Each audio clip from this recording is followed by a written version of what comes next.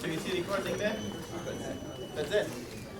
So I want to start dropping hints on that problem because it's due 2 weeks from today. We need a write-up that, there's you need a write-up, you need a strategy. The strategy is easy to describe. I'm going to pick the row that has, so many tiles and take that many out of it. That's one sentence.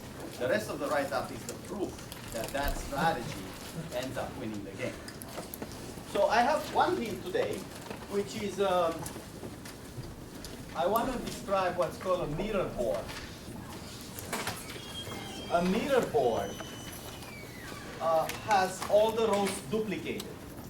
You remember how this game goes. If there is a row of 2 squares, because it's a mirror board, there must be another row of 2 squares. If there is a row of 3 squares, there is another row of 3 squares. If there is one with 1 square, there is a second row with 1 square.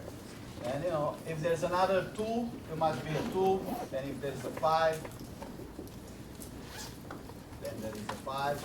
I think everybody can see what the mirror board means. Every row has a sister or brother row, that has exactly the same tiles, right? So clearly, this is a mirror here. This is a mirror, this is a mirror, mirror, mirror. So that's a very particular type of board. Most boards are not mirror boards. But due to, playing the game step by step, you may end up at some point with a mirror board, right? Once we start deleting tiles, it's quite possible we end up with a mirror board at some point in the game. Who wins on the mirror board? Yes. The second player. The second player. How's the strategy? Well, essentially, whatever someone does, you just mirror it on the sister or brother thing. So in this kind of board, player B wins. Player B, I mean relative to the board. Maybe player B is not the second player originally, but at this point in time, it's the second player to move, even though he might have been the first player to move on the original board. I mean player B starting from here. Wins, what's the strategy? Just to mirror. Mirror player A move on the sister row. Effectively, what I'm saying, if player A picks this row and takes out 2 tiles, let me mark them better as A and A. A takes those 2 tiles. What's player B gonna do? Immediately goes to the mirror row and takes the mirror tiles, B. So that after this move, the board remains a mirror board. Right.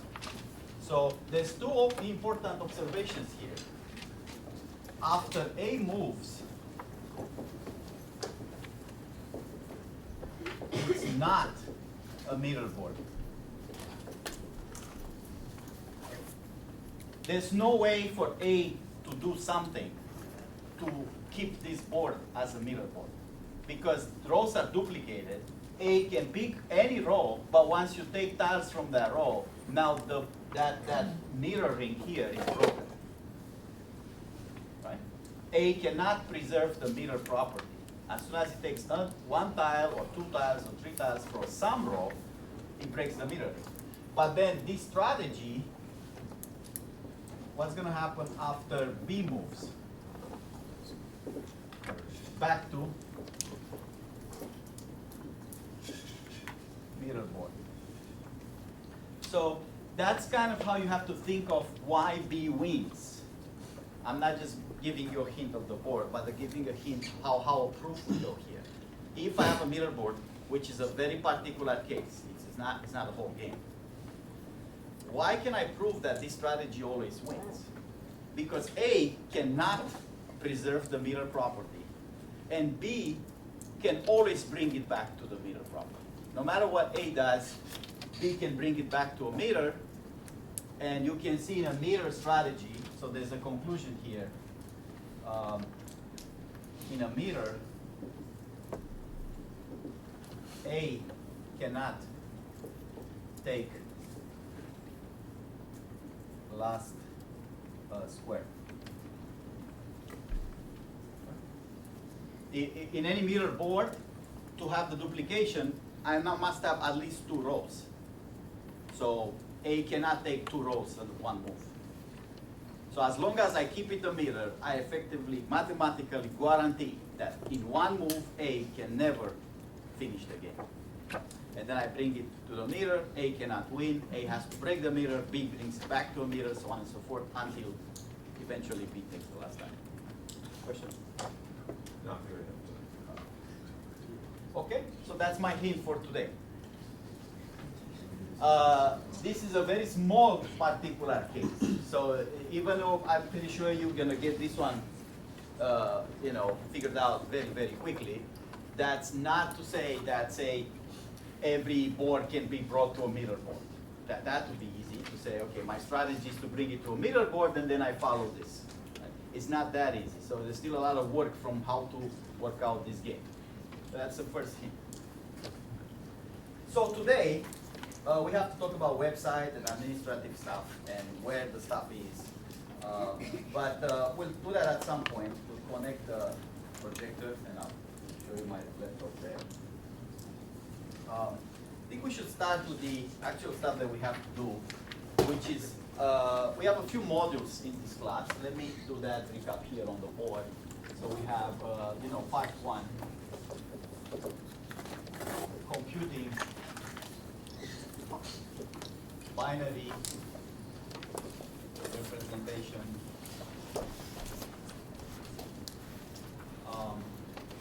logic, circuits, games. We'll add to each one of those modules a little bit of honor stuff, something that the other students won't see. My plan is to have this about 60–70% regular material. I'm counting on the fact that in 70% of the time, at most, we can cover everything the regular section does. So I'm going to speed up. It's part of the honors program to speed this up a little bit. And about 30% of the time would be some additional stuff. Part 2, sets and counting. 3, probabilities. 4, sequences, recurrences, induction, and some algorithms, basic algorithms.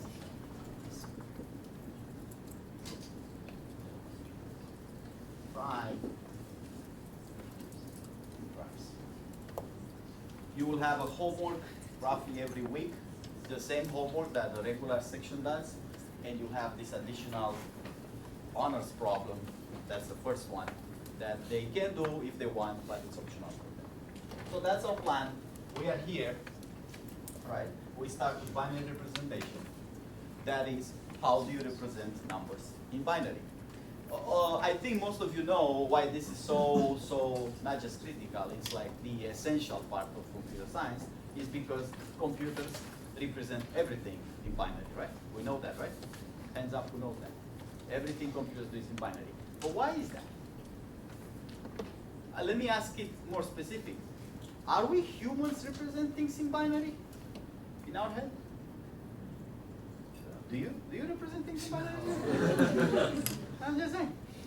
So why don't we build a computer like a human? Or something like that. Why does it have to be in binary? Or is binary better? Like we're not that good. We're somehow inferior. What's the answer? Okay, yes. Binary mirrors on and off.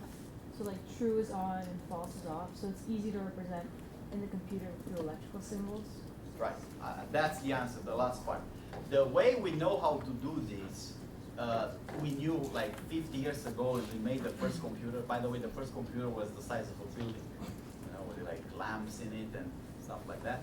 So the way we do memory and registers, we pass electricity through some wire, right? And that's either on or off. There's a certain voltage. If it passes, it's on. If it doesn't pass, it's off. Now, These days, we could do much more fancy things than that 50 years later. But the basic computers that you can buy off the shelves, you know, like a laptop or a desktop part, still works that way. Silicon ports, you know, electrical signals. So that's naturally on and off. How about humans? Yes. We have neurons that fire on and off. But are they binary? Sort of, yeah. So when you think about, say, numbers, to keep it simple, is some binary on and off signal in our heads that we convert somehow into real numbers like base 10, I don't know. Or languages, if I speak English versus if I speak Russian versus if I speak Chinese or Indian. Is there some binary underlying representation of that language that somehow, without us knowing, gets transformed into the English that comes out? Yes. I mean, in our brains, it's like a combination of like chemical and also electrical signals. So it's not just like the on and off of neurons. It's also like chemical receptors and stuff like that. So it's not necessarily just. So like it's not binary. No. When we speak English, we do have an underlying support representation of the English language somehow. Maybe it's not binary, and then we use that to speak English, like I'm doing right now. But it's not necessarily binary. That's what he's saying. Yes. Yeah, and also most like brain processes are a lot more complicated than just a simple yes or no. It's going to be a lot of signals sort of like cascading together that will create. I understand what you mean, but I'd be skeptical of that in terms of complexity. I want to point out that binary can do very complex stuff, like computers can do calculations and inferences that human cannot, right? And much faster. Yeah, Right. neurons can be biased, I think, in a way that binary can't. So binary is not restricted to low complexity. It can do huge complexity. What I'm asking is, our brain is not underlying wired binary, or is it? Or are we sure, is it not? Anybody else wants to chip in? Yes. Well, with a neuron, you can have different types of signals. And because you don't have just on or off, and there's a type of signal strength, like a stronger or a lesser signal strength based on your emotions or how relevant the memory is or where it is, I would say it's not binary because of that. So it's definitely, that's what happens. We have different signals, including very complex signals like emotions. We don't know how to convert that to binary, right? But I'm asking, do we know if the underlying representation, if I'm to look at my memory in my brain, is it really some little cells that get activated or deactivated, or it's some other mechanism? That's what I'm asking. I do think that on a certain level, some memory is not based on the actual cell itself, but on certain connections between the cells, and a lot of brain power is based on just whether or not one cell is on or off, but the connections between them are binary. Yes. I would say I don't know if there really is a way of them, because if we are able to reach like advanced simulations to the point that we can simulate humans, their underlying code will be binary, they would have to do it. So the truth is, I don't think we know for sure. Neuroscience, it's a big, big open question. How human memory works in detail. We understand what people make as a connection or inference, what don't. We know there's neurons, we know there's emotions. We can fMRI what part of the brain triggers in certain situations. We have a lot of studies. But we don't know yet for sure how to represent human memory down to the last detail, the way we know exactly how computer memory works, right? We can take those memory chips and represent them down to the last cell and debug it down to the last electrical signal, 0, 1. And at any point in time, we know exactly what's the state of that memory, what was in there, how did it work, what got in, what got out. Everything is like an open book in a computer. We're making a lot of progress in human memory, but we don't know exactly how it works. It would be great to know, because that might allow us to do much better computation. So, like I said, computers are definitely better than humans in some things, like complicated, multiply 6 digits by 6 digits numbers. Computer will do it immediately, while a human will take forever and get it wrong too, right? And not just that, driving. Very soon we're going to have driving cars. It's no surprise to me that a computer drives much better than a human. That is 99% of the time. While driving is like regular driving, not in extreme, circumstances. because computers can see better, can react better, can measure things much better, so on and so forth. Now, there are some things that computers are better at, and there are some things that humans are better at. And computer science makes a lot of advances to those things. For a long time, for example, playing a game like chess or Go or bridge was definitely the human side. Computers could not win at those games. Now they can win at chess. As you probably know, computers can beat now any human at chess, even the world champion. But they cannot still win at bridge and Go. Go, I think Google's making a lot of progress with that, so they very soon gonna be the world champion.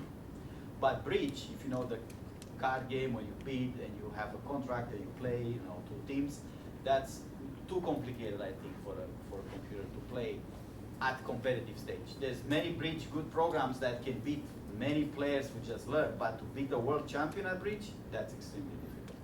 So we don't know how to do that. Okay, so binary.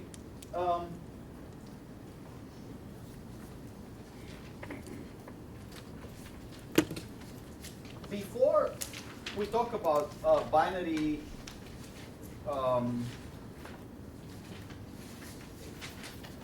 base 2,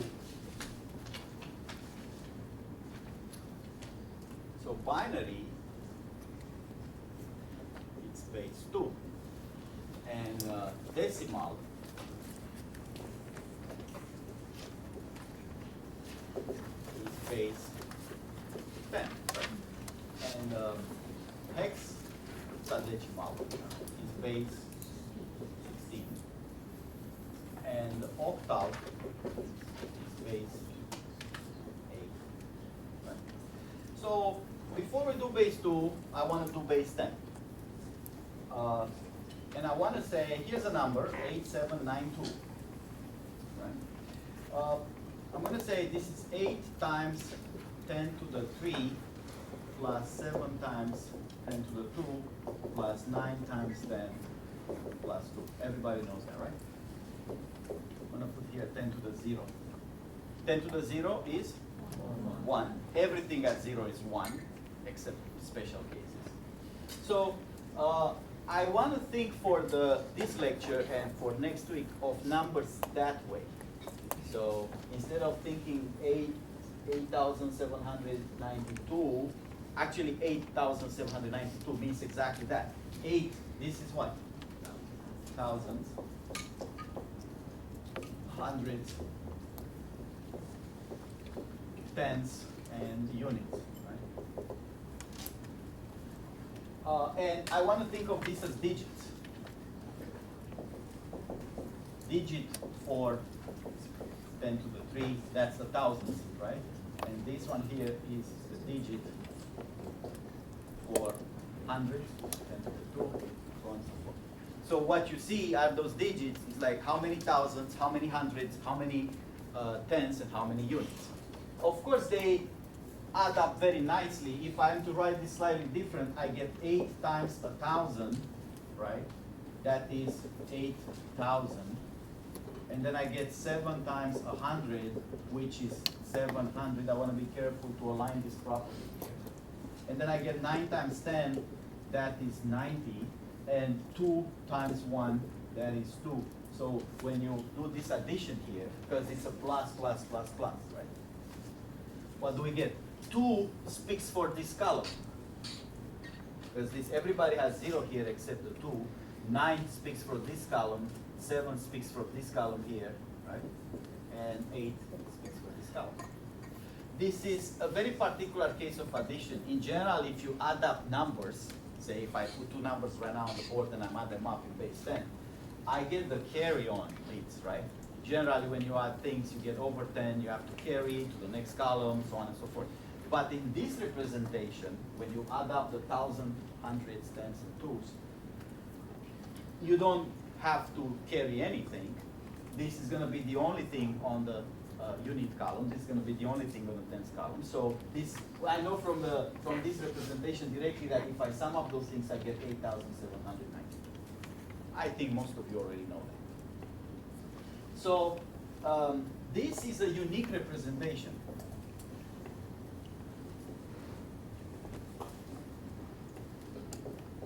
In base 10.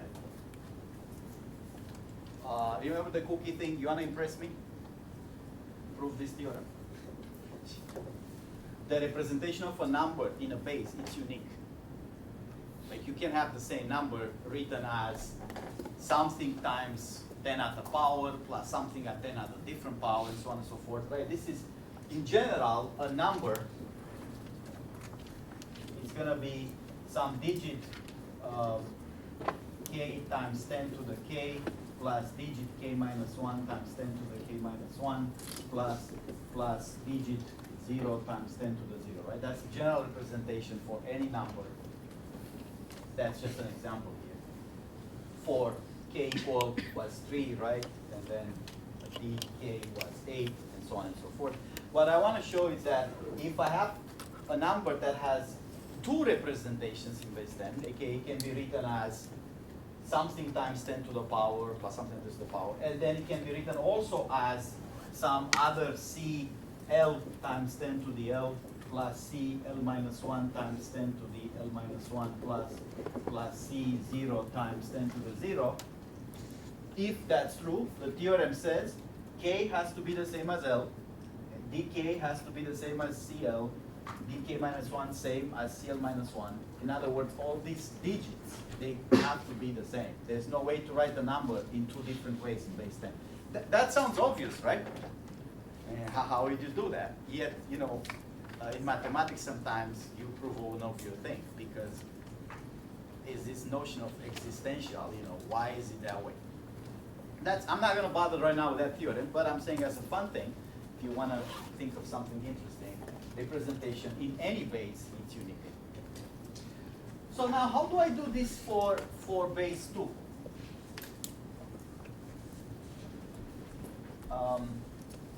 For base 2, I'm going to take a smaller number because this one's a little big. Maybe we'll do this one later, but let's take a smaller number. I have here 22 in base 10. Sometimes I put a base like this. Sometimes I may write just the base without parentheses. And sometimes I may write just 22. I mean, if I don't put a base, I typically mean base 10, unless it's obvious from the context. How do I transform this one to base 2? I'm going to look for the same kind of representation in base 2. Digits times base at the power. It's no surprise, of course, that the base 10, it's the one that controls the powers. In fact, that's why it's called base 10, because this number here that controls the powers is 10. So if I want to do the same thing for base 2, I need some digit in base 2 times 2 at some power plus another digit. So let's call that digit k. Digit k minus 1 times 2 at k minus 1 plus digit 0 times 2 to the 0. All I did, I say, instead of using base 10 to do this expansion, this is called a power series. We'll later on find that. Instead of doing it in base 10, I want to do it in base 2. I choose 2 because the schedule says binary. I didn't make the schedule, somebody else did. If they say base 3, I would have chosen 3, you know. If they say base 6, I would have chosen 6. So this thing works the same in every single base. Of course, 2, like we said, is very relevant for computers. But the mathematics of it has nothing to do with computers. It works the same in every base. So can I transform the base 2 into base 10 and base 10 into base 2? Let's take a 22 and first make a guess. What is 22 in base 10? What is it in base 2? Just as a guess. 1, 0, 1 here or 0? So those are the digits, right? Digits, base 2, and those are, of course, the digits in base 10. Now, the digits in base 10 belongs to what set? What are the digits in base 10? 0, 1, 2, 3, 4, 5, 6, 7, 8, and 9, right? What are the digits in base 2? 0, 0. Do we know this sign? I mean, I think you guys know this sign, right? Where I say X is an element of set A. X element of set A. Right? But I use it backwards. I say I can write A contains X. That's what I mean by this. This digit is one of these values in set 0. So that's an interesting question. Why do you think the digit goes to 9 and start from 0? I mean, say start from 0, okay, where can I start? I'm not going to start with -1 or -2. Let's just say start from 0, 0 is nice. But why go to 9 and not to 8 or to 12 or to some other number? Somebody else? Yes. Because you can't go to 10, because if you have 10 as a digit, you'd be multiplying by the base again to add another power. But would that break things? Like what he's saying, suppose we have 10 as a digit. Things will look differently, right? If we have 10, if my digit here is allowed, hypothetically, of course it's not, but if it will be allowed, I will get a number like 8 times 10 to the 3 plus 10, that's the digit, times 10 to the 2, plus 7 times 10, plus 5, say? Is that not a number? That's a number, right? Yes? Well, it's not unique, so you can write it as like 9 times 10 to the third, so it violates the unique. So that, what you're saying is also what? It can be 9 times 10 to the third, plus 7 times 10, plus 5.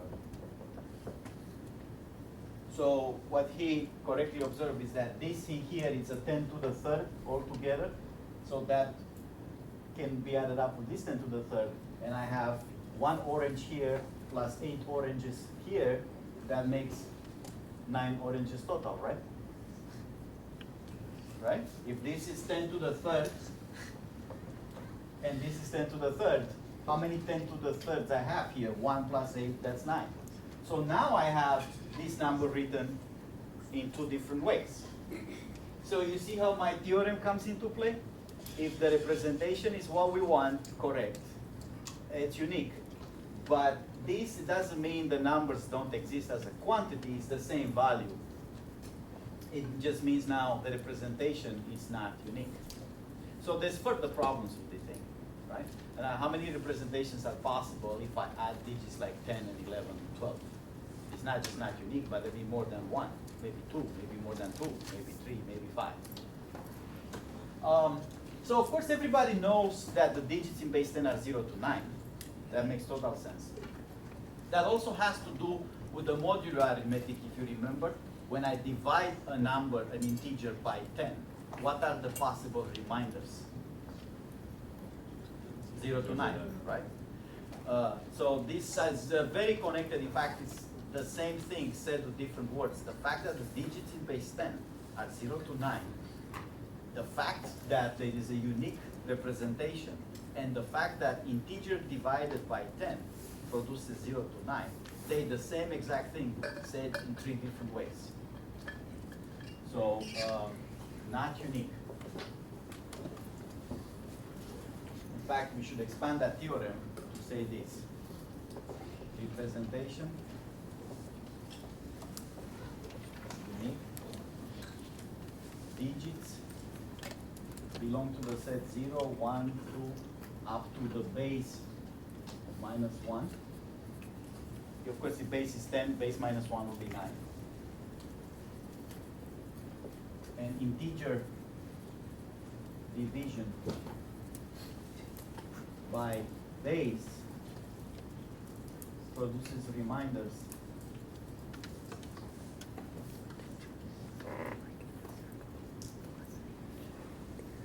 in set 0, 1, 2, base -1.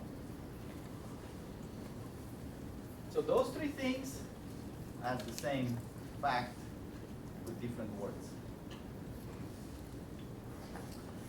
So now in base 2, if I follow the same strategy, I'll have the digit 0, 1, and I have the same argument. You want a unique representation, you can put 2 or 3 or other digits, and if you divide by 2 integers, you get the remainder 0 or 1. Those are the same exact facts that happen in base 10, just with a different base value 2. So now let's expand this. How do we write this the same way we wrote this here? As in an expansion of power series with base 2. This would be this 1 here times plus 0. 0 is this 0, right? Times 2 to the plus 1 times plus 1 times 2 to the 1 plus this is the other 0 here. 2 to the 0, right? So this is the same expansion that we done here with the power series, just the powers of 2. And if I want to do what I've done here with base 10, I wrote down the digit times the power as separate quantities. If I am to do that here, I'll get what? 1 to the 4 is who? 1, 0, 0, right? That's 2 to the 4. 0, 2 to the 3 is 0, 0, 0, the 0 here.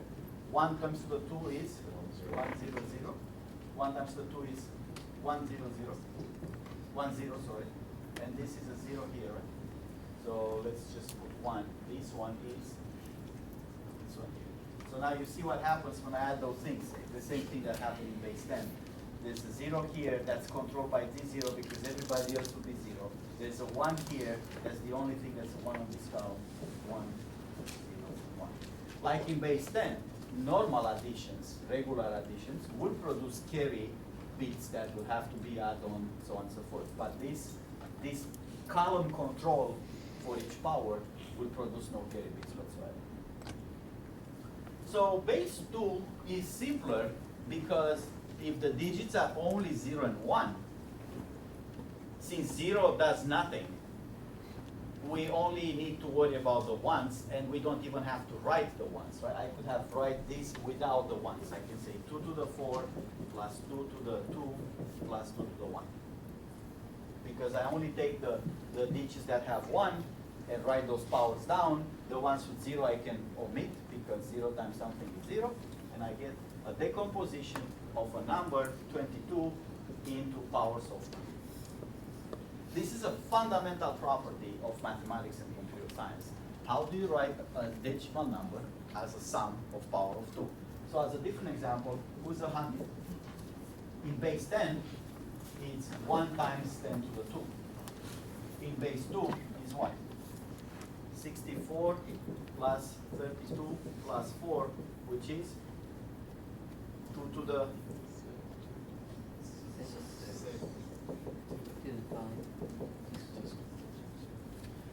So can I now, just by looking at the powers of 2, can I write it down as a 10, 10, 10?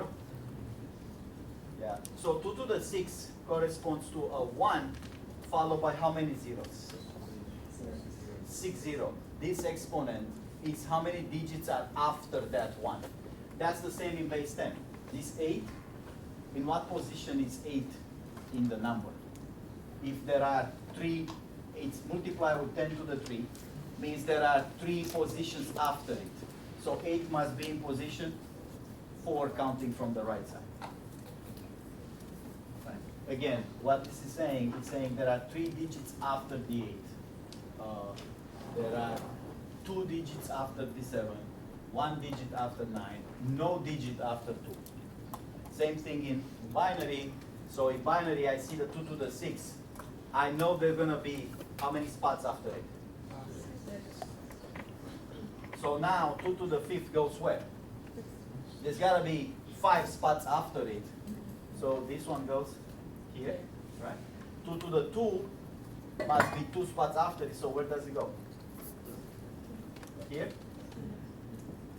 Then the rest are? Here. So that's how I can take 100. That's one way to do it. There are other ways. I can take 100 and say, I want to transform it in binary. One way the way I usually do it is to take out the powers of 2 from it. I do this operation in my brain in decimal. My brain is not binary wired yet. So I do it in decimal, and I say 64 is what? 2 to the 6. So put the 1 in the 7th position, because there gotta be 6 digits after it. Okay? So we already have in here a way to go between base 2 to base 10, one way, and base 10 to base 2. The way to go from base 2 to 10 is to look at the base 2 representation and do the power expansion and just sum up those powers. To go from base 10 to base 2, we can do the reverse operation, take out the powers, and then see where the bits go. Now, specifically, what is the algorithm of taking out the powers? Like, how do you take out powers? Who's 64? Why 64 and not a different power of 2? Yes. It's the highest power of 2 that's still less than the number. Or equal. So she's saying it's a greedy procedure, right? Take the highest power you can, that's 64. Let's mark that down. Highest 2 to the p, that is not bigger than 100. It could be equal, like equal is okay, right? If I get a power of 2, like 256, I can take that out in one shot. I take the, and then what? If I take 64 out of 100, I'm left with 36. I repeat the greedy procedure. What's the highest power of 2 that fits into 36? That is 32, that is 2 to the 5th, so on and so forth. So is this greedy algorithm guaranteed to work? Or is this how representation works? Takes the highest power that you can, and that's the value you need.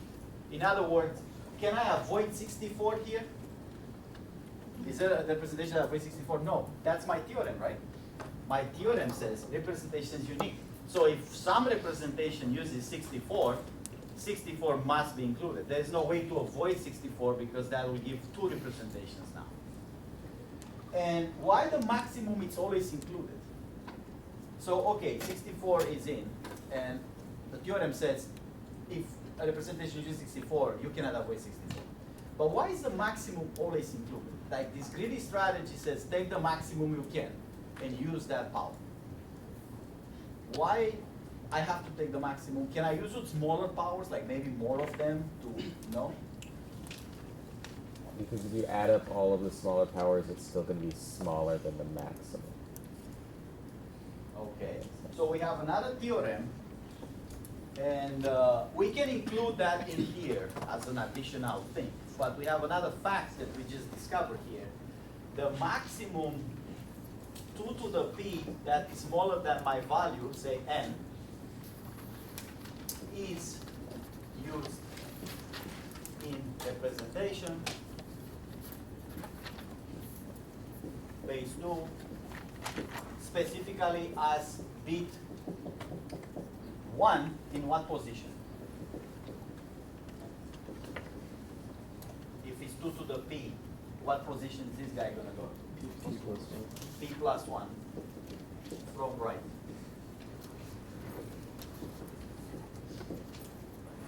So what I'm saying is, if this is the maximum power, you gotta use that one, like I did here with 64. Hands up who's with me so far. Up so I can see them. Your question? Yes, so you never define what a greedy algorithm is. Like what is a... Somebody else did. They say take the maximum power of 2 that is not bigger than the number. So you can get the number, but not bigger than that. And that's your leftmost bit. Or is that always what a greedy algorithm is? Is that Right. always? Once you take that, you have to subtract it. Like once I have 64 here, I take it out of 100, and I'm left with 36, and I repeat the same strategy. What is the highest power of 2 that's not bigger than 36? That would be 32 right now. What I'm asking more, is there more abstract definition for that type of... We can formalize that a little bit, but I'm not concerned with that right now. I'm concerned with how you think about this, not how you write it down for now. So I think you understand the principle, take the highest power. That's the leftmost bit. There's a question? I can't read like the last sentence you wrote down. Can you repeat it one more time? Sorry. Yeah. As bit 1 Uh-huh. in position p plus 1 from right. Okay, thank you. And not just that. This highest power, it's in position p plus 1. How does it look? 1 followed by how many spots? This is p spots in here, right? P digits. In base 2, digits are the same as bits. Okay? I can say a little bit more about this one.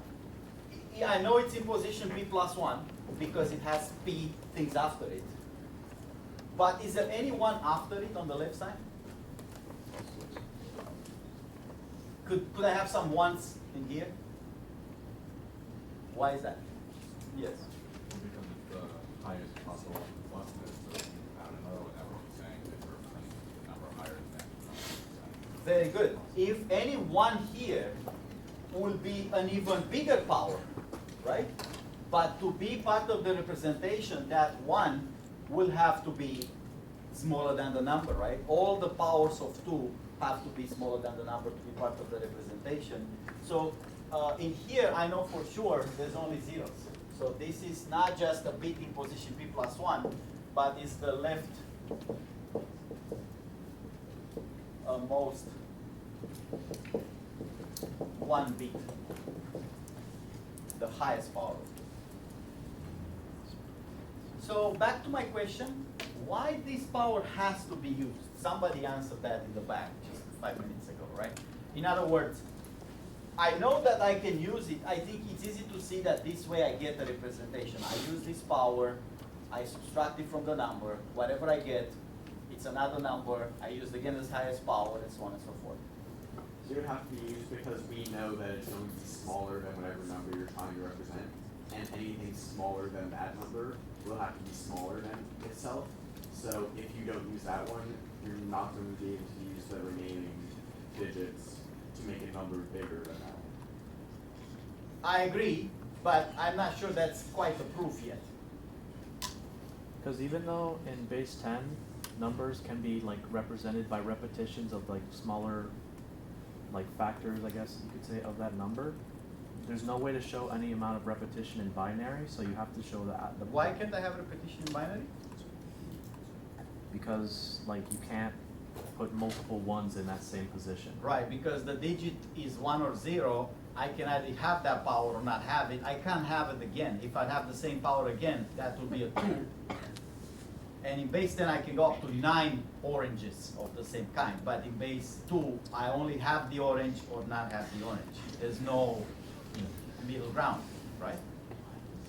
So I think I can use this theorem to prove that, what he was saying there. If I don't use the highest power, I would keep going with smaller powers and obtain a representation.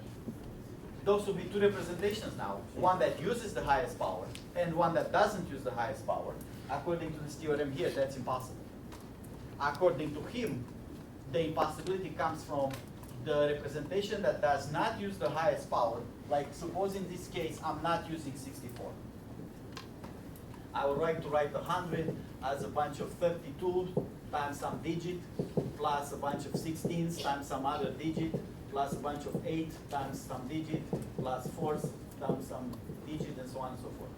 I would like to write 100 without 64. What he was saying is that you're going to have to repeat at least one of these. You can't do it unless you start repeating the powers. But in base 2, this is, by the way, 2 to the 5th, 2 to the 4, 2 to the 2, and the rest, right? His argument was you cannot repeat powers because if you want 2 to the 4th, the coefficient or the digit will have to be at least 2. But in base 2, you don't have digits equal to, or 3, or 4. The only thing you can have, all these values, D, C, E, F, so on and so forth, are all between 0 and 1. So no repetition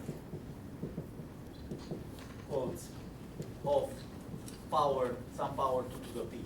No 2 to the p can be repeated. You can have it or not have it, but you can't put it twice or 3 times. That's a good argument. Yet I'm still not convinced that I get it. I cannot repeat because repeating means a digit that's not, I don't have. But why this can't sum up to 100? Somebody else, please. So if I don't do repetitions, which was his argument, can I get to 100 somehow? Not using 64, yes. So let's say you want to maximize that sum in order to get to 100. The obvious way to maximize it would be to make all the bits 1. So maximum you can get here is 2 to the 5th, that's what you're saying? Yeah. Times 1 plus 2 to the 4th times 1. 1 plus 2 to the Cube times 1 plus 2 to the squared plus 2 plus 1. plus Oh, 2 to the 0 times yes, 1, yes. right? Yeah. That's all of them 1. That would be the 1, 1, 1, right? How many ones I have here? 6 ones? Yeah. 2 to the, how do I know how many ones I need? Remember 2 to the 5th must have how many spots after it? 5. That's the best rule ever. I look at this and say, how many digits I have after, right? Because I get lost all the time.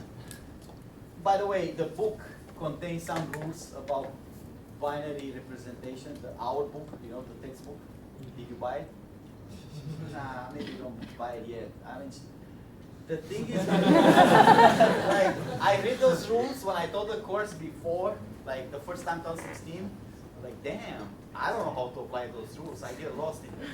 And they're very mechanical.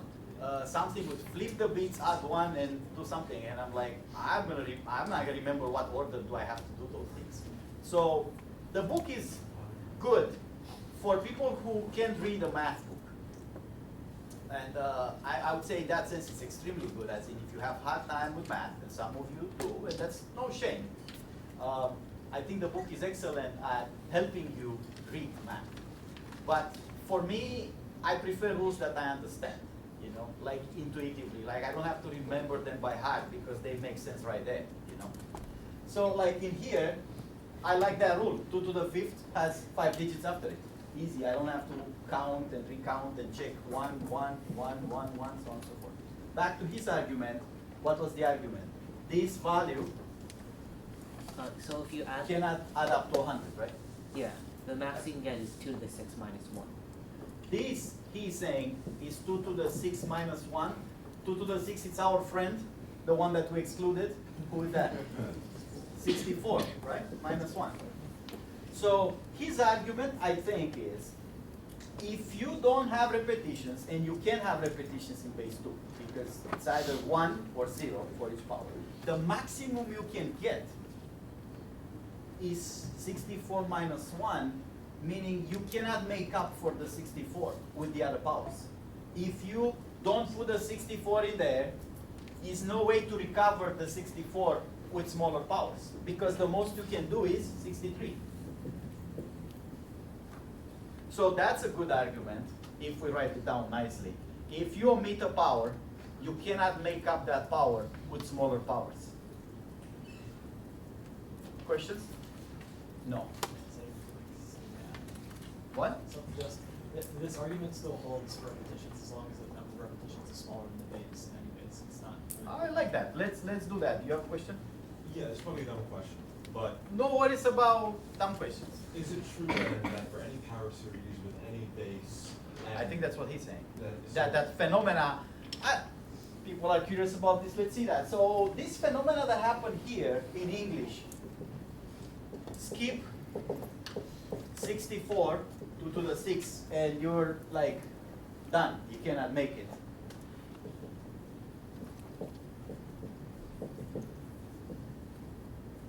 Up for it with smaller powers.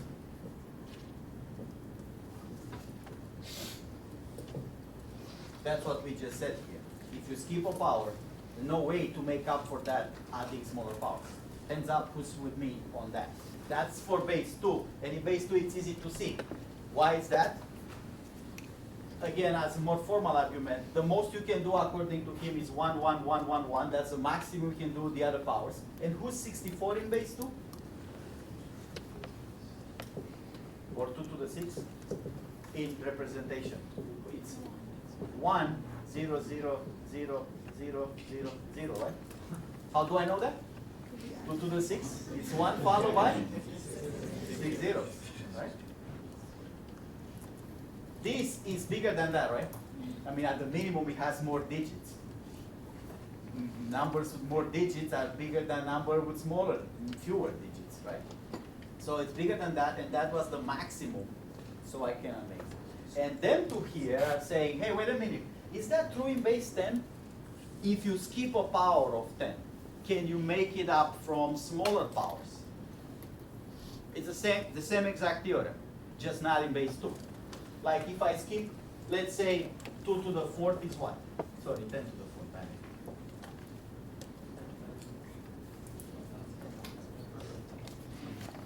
10,000? So if we skip 10 to the 4th, is it possible to make up for it with smaller powers? No. So what's the maximum we can do with smaller powers? 9,999.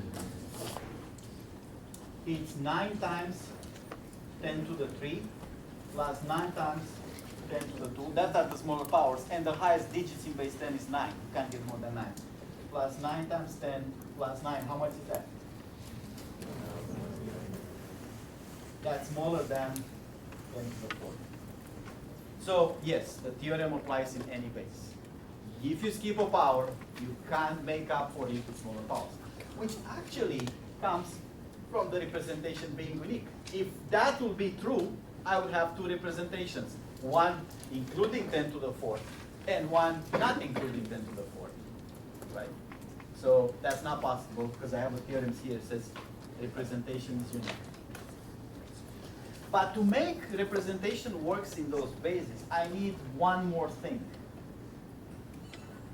It's not enough to say skip. Like what we said here is if you skip the power, everything you add up from smaller power is not enough. It's too small. We all buy that?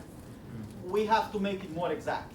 We have to say if you skip a power or you look at a power, everything you add up smaller than this, I don't want to say just too small. I want exactly how smaller it is than that power. Exactly. So that makes the representation works for all numbers. It's not to say adding up those smaller powers, it's smaller than 10 to the 4th or 2 to the 6th in that case. I want to be exact. I want to say it's exactly. So how do I say that? Another theorem. B is my base. So my digits are, of course, 0, 1, 2, up to b minus 1, right? I took k, b to the k is a certain power. Like, that's the power I'm looking at. I want to say this b to the k can be obtained from the maximum you can do with smaller powers. How much is that? It's b minus 1, that's the highest digit, right? Times to b to the k minus 1, plus another b minus 1, that's the highest digit, times to what power? K minus 2, plus b minus 1 times b to the 1, plus b minus 1 times b to the 0, that's the unit digit, right? Is the 9 in base 10, 9 times 1. And to make it work, I have to add what? 1.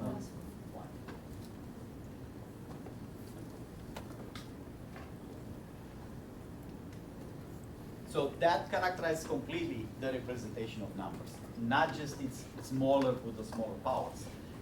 What this says in English, you can represent everything with smaller powers up to that power minus 1.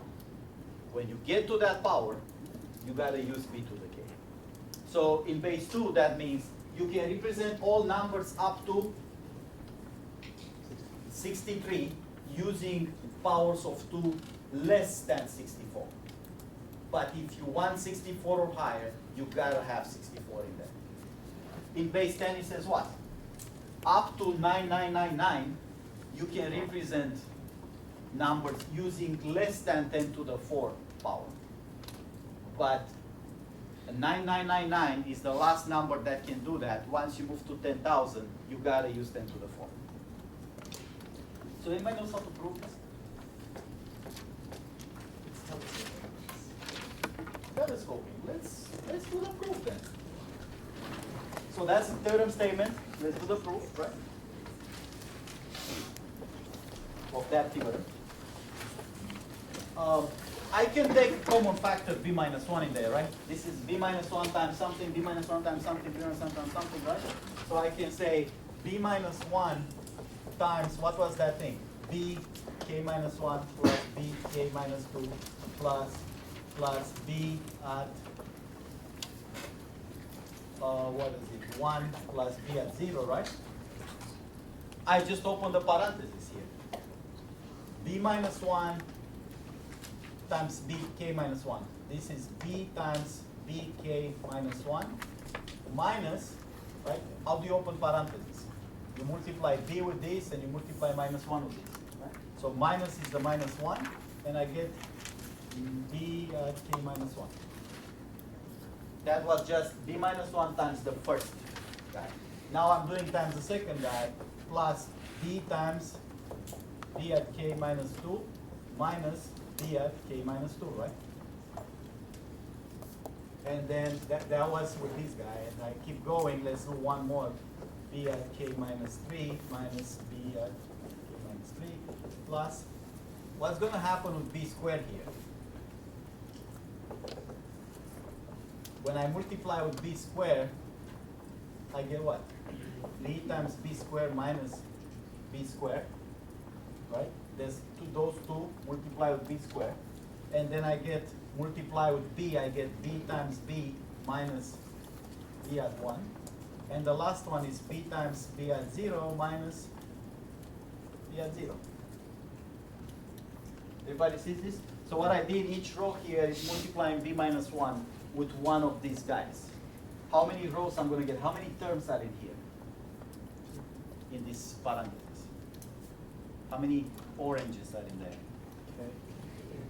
Okay, how do I know that? I start counting from 0, 0, 1, 2, da da da, k minus 1. That's k items because it's including 0. So now, what he's saying with the telescoping, what's the telescoping? It means the terms just cancel out nicely, so you get plus 1 and a minus 1. Who cancels with who? The b times b0 cancels with b to the first, and Right? b first, b is b times b at 0 is the same as b1. Right, that's a multiplication. A at x times a at y is a at X plus.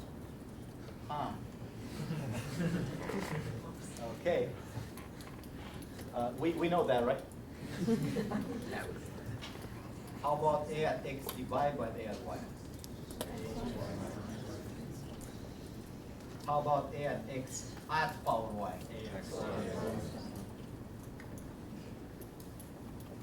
Okay. So now let's keep reducing terms here.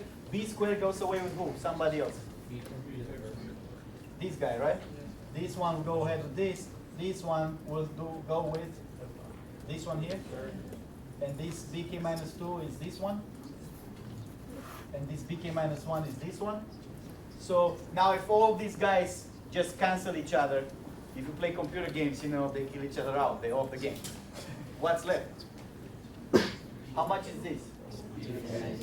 B to the k minus how much is this? 1. So if I add this 1, I didn't add this 1 initially, right? So I computed the sum without the 1. If I get the 1, you know, plus 1 from theorem statement, I get what? B to the k, which is what I started. So this stuff in here is called geometric progression. Actually, it's called geometric series because it's a summation. Progression at the individual term. We don't need to worry about that. I mentioned the name now because we're at it. But later on in the term, probably after the midterm, we'll study series and progressions and all of that. Not just geometric ones, but quadratic, arithmetics, logarithmic, harmonic, and then we'll talk more about it. But for now, this is useful to see two things. One, how representation base works and why it works. Why it doesn't jump around, right? Imagine what will happen if there's more than one difference between what I can do with these guys, 9999, and 10,000. Suppose there is a gap. Suppose the difference is not 1. Wouldn't that be weird? I could represent everything to the maximum 9999 with those smallest powers. Then there is a gap, and then there is 10 to the 4th. What happens in the gap? I can't represent those numbers in there. If there will be the difference more than 1, I would be no way to represent what's in there, right? That's why it makes sense, so that once you start representing the smaller powers of the base, you jump to the next power. And that happens in all bases, including binary. That's one point. The other point is this telescoping. Isn't that nice? Right? That goes away quickly. What if he doesn't telescope? Suppose I get a series of equation or something that doesn't telescope, then what? In this case, I just show you guys with these lines, it works out. Everybody believe me, right? Because I'm a professor and you students, and you shouldn't believe me for that reason. You should, ask constantly, is he actually right? Is he saying the right thing here? Is he trying to fool me around? Because sometimes I will. When it doesn't telescope, we need what? Induction or some other fancy math, generative function, who knows? Derivatives. There's many ways to attack series, integrals, inequalities, all kinds of things. But induction proof is an elementary one that may work. I can't do telescoping, but I can prove the final result by induction. We'll get to induction later on in the term. So back to binary. How late we have here? Okay. 3:15. So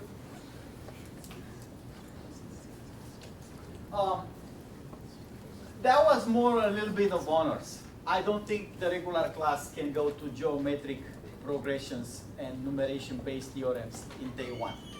I have a gut feeling they don't go that far in the first half hour. But let's go back to the regular stuff. And just to make sure you guys can do the homeworks. And by the way, there's a homework already, I think, just to learn how to submit homeworks. But that's nothing to do with math. It is, you're going to have to type those homeworks in the system. And I'm warning you that typing system, LaTeX, it's extremely useful. It's a skill in itself to have. You're going to be very thankful you have done it, but a steep curve. So that's the first one, like, oh my God, I could have wrote this by hand way much faster than typing it in. But once you learn it, you become extremely handy. For now, let's just see, okay, let's do two things really quick. 0, say 4-bit representation. 0 is 0, 0, 0, 0, right? 1 is 1, 2 is 1.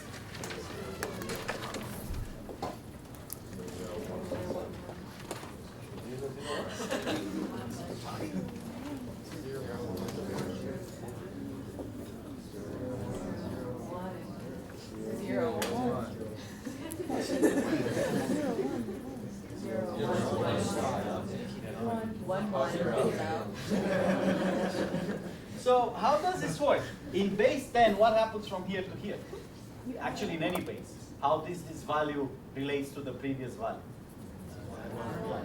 So when you say add 1, you should know that that's a quantity, and it's 1 or 2 or 3 in any base. The quantity, the value, how much I add, it's not depending on the representation. I can represent it in any base I want, but the value 100 or 22 or 64 or 99 or 1 is the same quantity that gets added. How we write it down in whatever base doesn't change the value of the quantity. So if from here to here I add 1, from here to here I also have to add 1. Right? So did that happen if I am to add 1 to this guy? Do I get this guy in base 2?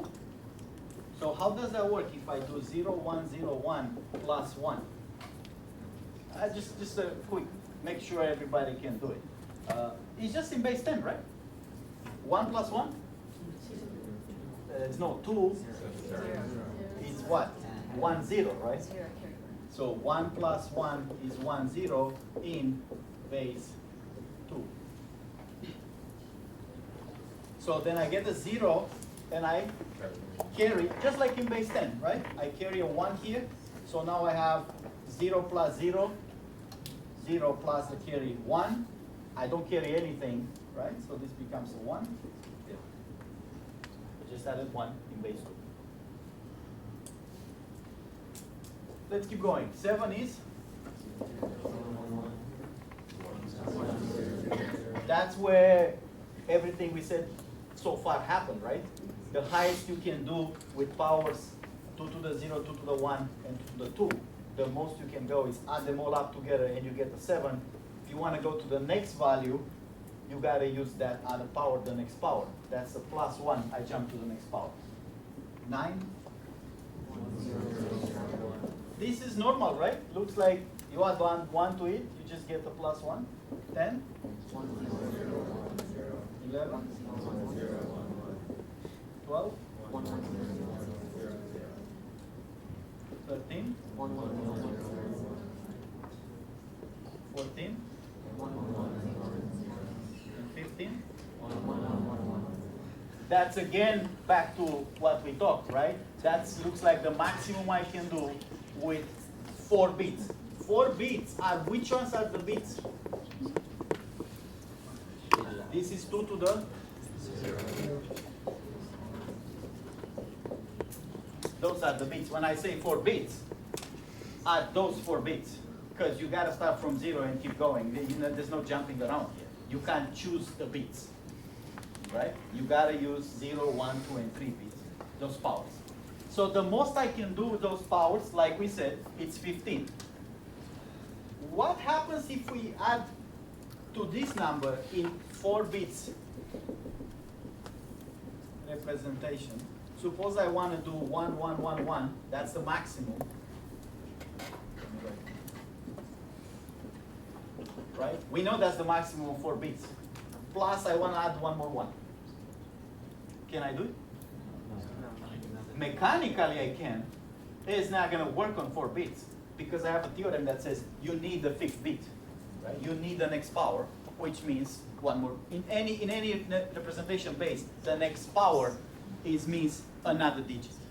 In base 10, when I move from 9999 to 10,000, I have to use another digit. And then in base 7, the same thing, I have to use another digit.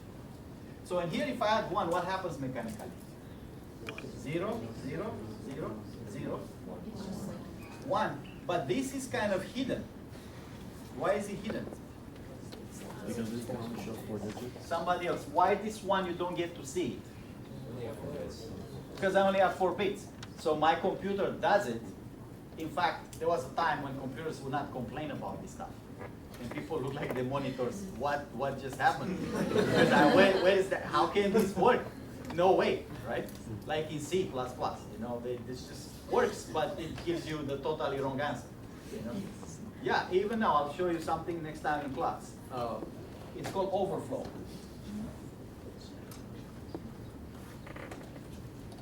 Meaning, mathematically the operation works, but since I only have 4 bits and the operating system doesn't let me use the 5th bit, like it's forbidden, I do the calculation on those 4 bits and then that number gets lost effectively. I mean, it's not written down because there is no 5th bit to write it.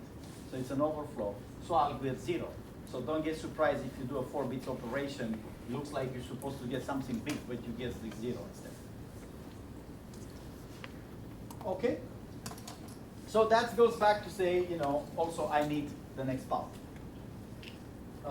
This is going to be important when we talk next time, Tuesday, about negative numbers.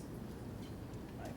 Because, as you know, computers represent both positives and negatives. And we have no plan to do negatives yet. Right? All this strategy here clearly works for positives. Right? Those are all positive numbers, but doesn't work for the negatives. We'll do negatives next time. Questions? So I was going to ask you for subtraction, if you're at 0 and subtracting 1, would it go to 15 or 4 bits? Would it? If I start with 0 and subtract 1, and I mislead the operating system to not enforce the negative representation, because negative representation will need some additional little thing there. But if I mislead it to believe, no, you have positive 4 digits. If I start with 0, subtract 1, do I get 15? Form of representation. I should. That's something we can try on a computer, write the number with 4 bits, subtract 1, see if the answer is 15 or not. Can you have a base more than 10? Is there a way to do that? Yeah, I think so. What base would you like? So let's take that number, 8792. If I have it here. Well, that's a good point. What happens if I want to do this in base 10? I want to say, what is this in base 16? 16 is bigger than 10, right? So if my base now, let me erase this part of the board here.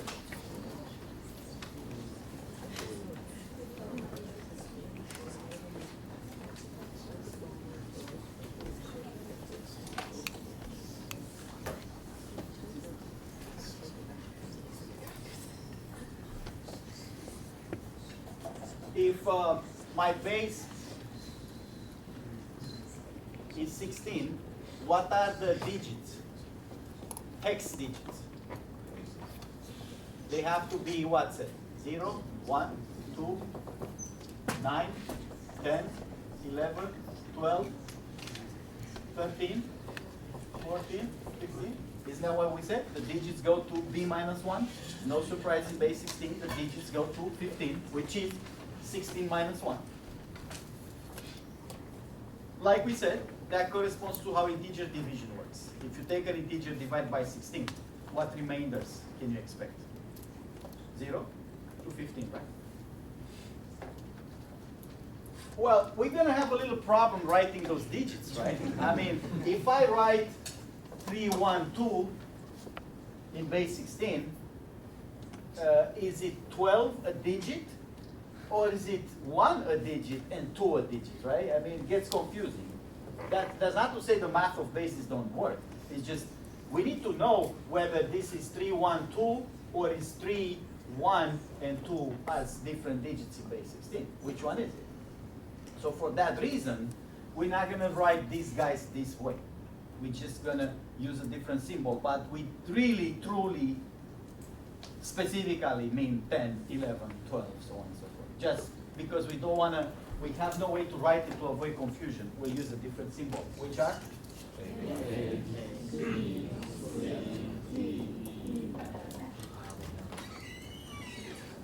So I wanna do this number in base 16. Actually, let's take that one first because it's easier. 22. How much is 22 in base 16? I use my method 16 at power 1 times 1 plus 16 at power 0 times. So these are the digits.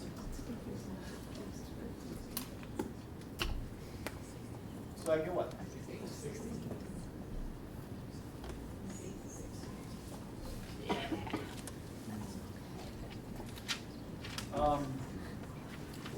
I'll show you something cool about this later. But let's now do this one. 8792 This might require a little bit of, let's recap the powers of 16 first. Let's see how far can we get there.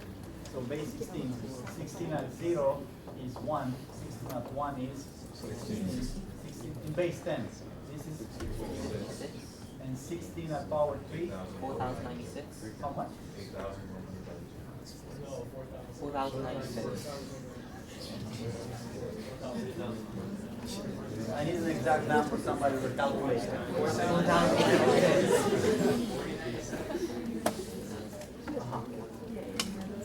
I could use the next one, 16 to the 4th will be what? 32,768. How No, much? that's too small. No, 65,526. 65,000?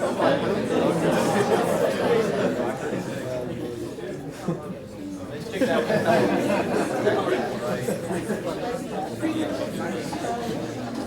So how do we do this? Take the biggest power, right? What's the biggest power? That's 4,096 times. How many times can I fit it in? 2. That will give me 8,192, right? Plus, now the difference is, how much do I have left? I have 600 left. So for the 600, I do what? What power fits in?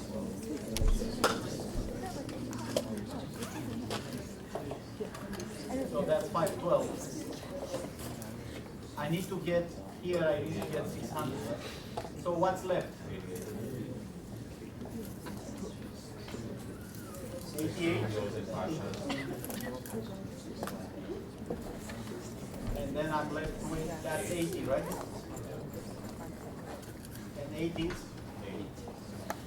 So apparently what I've got here, 4,096 is 16 to the 3rd twice, plus 16 to the square twice, plus 16 5 times, plus 8, 16 to the 1. So this is 2 followed by 3 things, 2,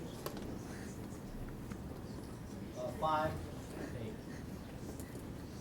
Is that correct? So all of our representations end with like the base to the 0th power, and how do you like represent a decimal? What? How do you represent a decimal then if they all end like with the base to the 0th power? I'm not sure what you mean by end with the 0 power. Or the base to the 0 power. So like say you want to put like 1.5.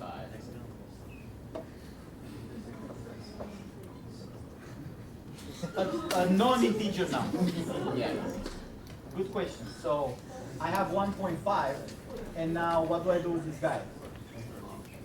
I'm assuming we all know how to represent integers then. Let's say we do integers. So we need something to do with the floating numbers. That's how computers call it, floating numbers, the one with the digits. So we're gonna have to separate the integer part with the decimal part, right? So the first thing we're gonna have to do is to see that's once the integer plus 0.5, which I think you're implying this is 5 times 10 to the minus 1? Yeah. If I could use minus 1 in there, I could do something about this 0.5. How about 0.311? Is that 311 times what? Is 10 to the minus 1? No. Just a hint for what's to come. It would be nice to use negative powers, right, to represent those floating numbers, but how exactly to do it? And how many bits goes to the decimal part and how many bits go to the integer part? That's not part of the discrete course. Typically, it's not in our curriculum, but we can add a little bit of it while we're doing number representations, just so everybody can know how that works.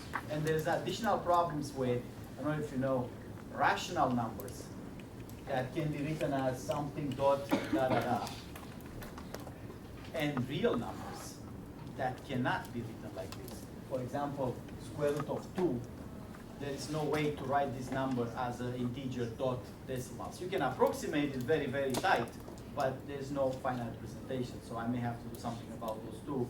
If I use a mathematical language like MATLAB or Mathematica, I need to maybe deal with non-rational numbers. Okay, I won't do that today, but the hint is good. If I could use negative powers, I could go in and represent rational numbers. So, okay, unfortunately this example didn't give us anything spectacular, right? So how do we get, let's take an example with spectacular digits. A, 1, B, what is this in base 16? That is really 10, 1, 11, right? And that means 10 times 16 at what power? Plus 1 times plus 11. So if I'm to do this, I get 2, 5, 6, 0 plus 16 plus 11.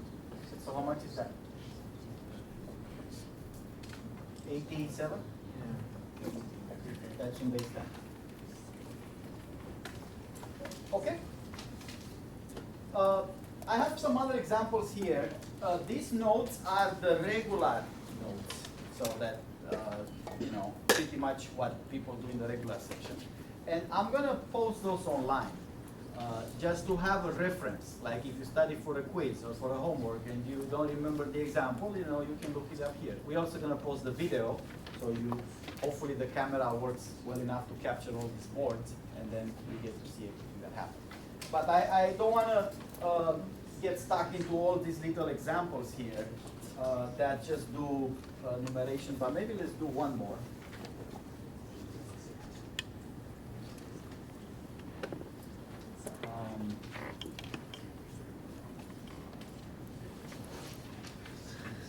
Try to find a nice addition here. Number one, that was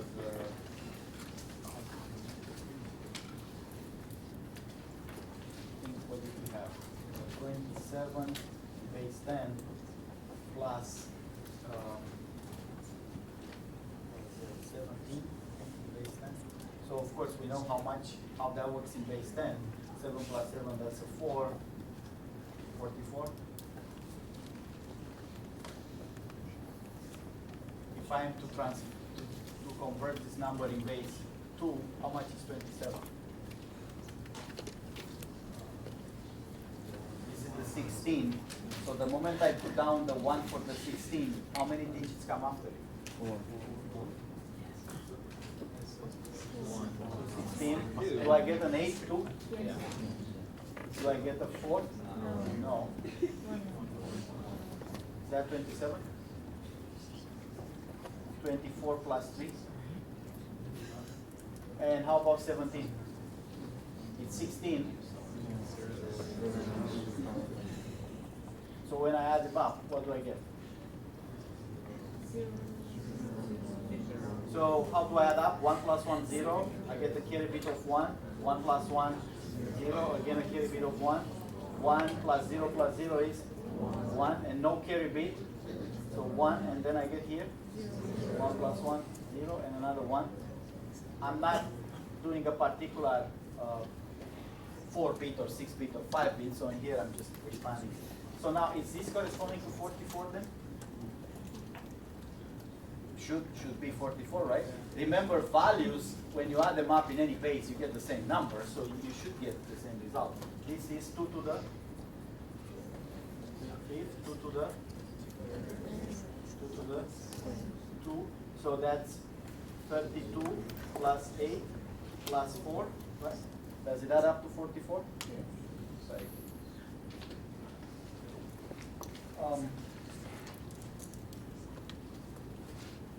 I think we will go with this if we understand X. What I wanted to show you is, suppose this is in base 2, right? Suppose I want to convert this to base 4, and I want to specifically say 4 is 2 to the 2. So I say because 4 is 2 to the 2, it means 2 bits in base 2 make the same as 1 digit in base 4.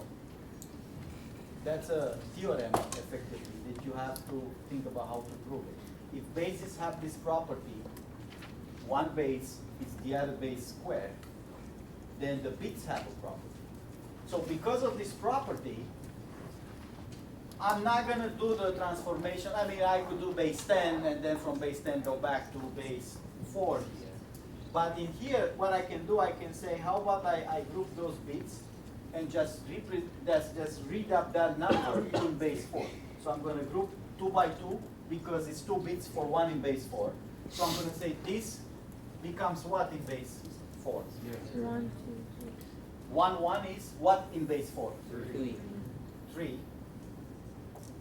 And 1, 0 is what in base 4? Is 2, 3, 0, 44? How do we check? 2 times 4 squared plus, is that 44? See this trick? It's a pretty cool trick. It doesn't work all the time. You need to have this base property. How about in base 8? What is 8? 2 to the third. So how do I need to group the bits to get 1 bit in base 8? 3 of them, right? 3 bits in base 2 makes 1 digit in base 8, because 8 is 2 to the 3.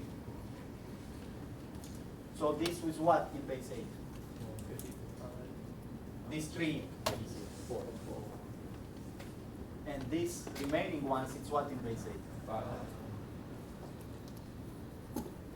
So it's 54 equal with 44 in base 10.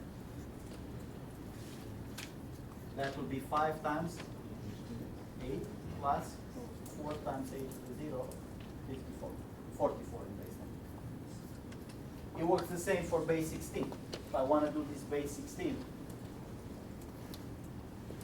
16 is 2 to the 4. So I need to group 4 bits for the first digit. What do I get? 1, 1, 0, 0, that's 12, which is also C. And the remaining bits 1, 0 is? So 2C apparently in base 16, is that 44? 2 times 16 plus 12. Pretty cool. How about, that's an honors question. The regular sections do that. But how about from base 4 to base 8? From base 4 to base 8, it's not like 4 at some power is equal with 8. Right? Can I transform a number from base 4 to base 8 using a trick like that? That's more of a honest question. So of course, if the base is the power of the other base, like 8 is 2 to the 3, it works right away. But if not, I need to do some trick, yes. Well, you can convert the base 4 to binary and then convert the binary. That always works, right? But I think you can do something ingenious, like some number of bits in base 4 correspond to some number of bits in base 8. That's not 1 to 2, like in here, or 1 to 3, or 1 to 4. It's just many to many, just you have to figure out how many to how many. Let me show you the web page. I mean, how do we start the whole thing? Power.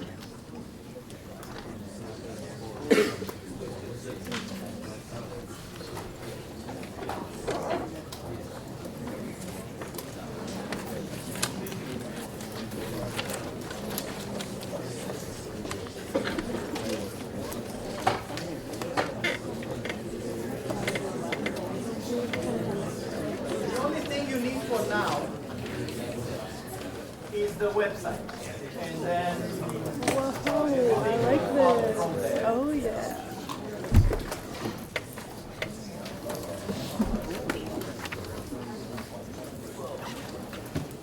Do we see this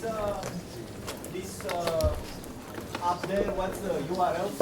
Course.ccs. You're part of Curie College of Computer Science, but Curie was the recent name. We're still using CCS as in computer science. So ccs.edu/CS1800F19 stands for fall 2019 / scheduled honors.html. So this is just the detailed schedule that will include everything that's extra for the honors. Okay? So it doesn't do all the policies and grading and all that. You have to click on the regular, you click here, and you get the whole logistics website. So this is where things are, who are the professors. I need a picture here. I don't have a picture yet. These guys have pictures already. So this is the regular sections. There will be a link with all the TAs, how stuff will work, how the grading will work. You probably need an account to GradeScope to submit homeworks in there. PDF of the syllabus if you need to, but you won't need to. How evaluation works. I think we may not do quizzes in the honors, so we're still working on that, how it's gonna work. We'll announce it way before the time. It's not like quiz is gonna pass and I'm gonna say, sorry, you missed it because you didn't know about it, right?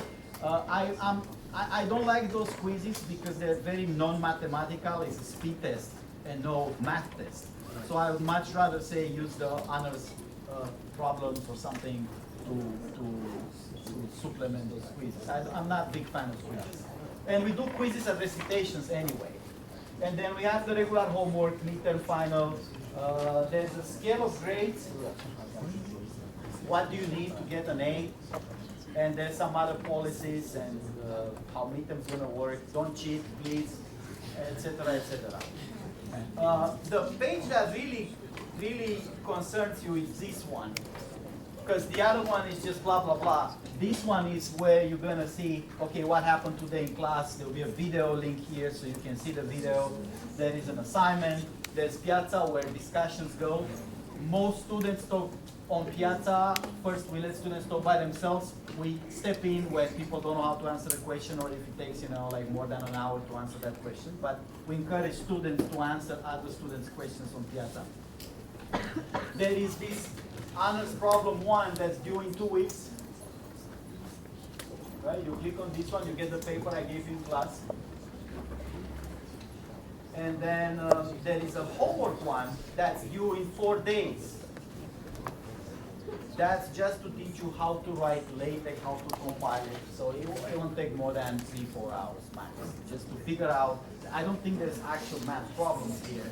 They just, here's how submission is gonna work. Right? So you have to compile the document and send it. There's some supplemental doc on how stuff looks in LaTeX. If you LaTeX things, you're gonna start seeing things like that on your computer, and everything is in PDF.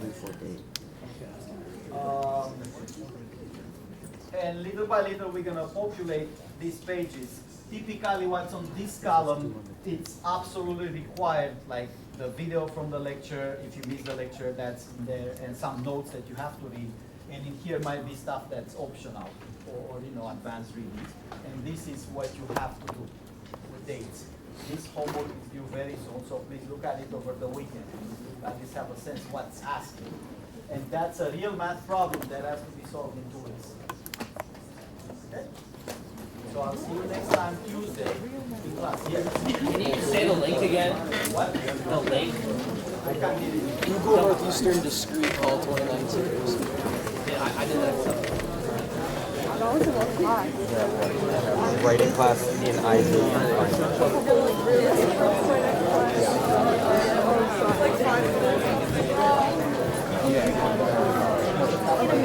I just feel like doing homework. I don't even feel like going out. I just want to try to get things done.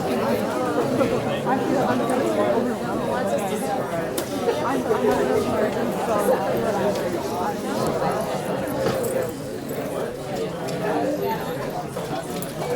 Oh, it's 10 minutes. We ended early. What should I do right now? I don't know. It's the weekend. I don't have any.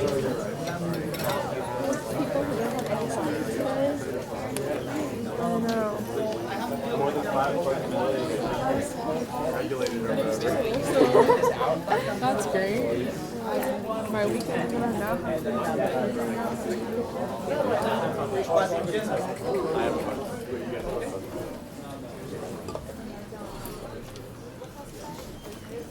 Another hour and a half max. We're gonna go get Amelia's there.